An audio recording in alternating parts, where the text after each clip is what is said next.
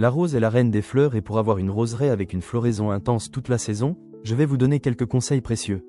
Il est important de savoir quel type de rosier vous souhaitez installer selon l'emplacement et aujourd'hui nous allons parler des rosiers buissons. Ces rosiers sont d'une hauteur de 70 cm à 1,20 m et sont utilisés pour créer des massifs ou bien pour habiller une bordure de jardin. Il est primordial de sélectionner des variétés résistantes aux maladies et selon vos critères, parfumées ou non. Pour cela, contactez votre rosieriste afin qu'il vous guide au mieux dans cette sélection. Mon conseil est de planter les rosiers en racines nues à l'automne dans une fosse de plantation de 30 cm en tous sens, largeur comme profondeur, avec un mélange de terre de jardin et de terreau enrichi. Procédez ensuite à un arrosage de 5 litres par rosier pour que la terre s'immisce bien entre toutes les racines. Le point de greffe, c'est-à-dire la naissance des tiges, ne doit pas être enterré et doit se situer à 1 ou 2 cm du sol. À la suite, sélectionnez 3 à 5 branches les plus fortes, taillez-les en ne conservant que 3 yeux maximum sur chacune d'entre elles puis supprimez les autres branches.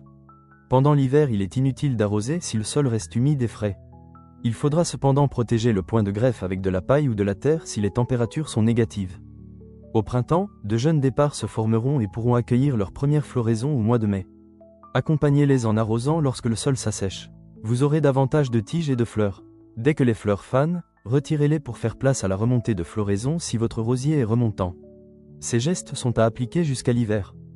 Au mois de novembre, écartez un engrais spécial rosier à la base des plants, généralement composé de cornes broyées et de sang séché, puis retirez toutes les fleurs fanées et les boutons qui n'arriveront pas à terme. Il est important de conserver la hauteur des tiges pour préserver les yeux de base pour le printemps suivant. Une fois l'hiver passé, effectuez une taille courte en ne conservant que 2 à 3 yeux sur toutes les branches.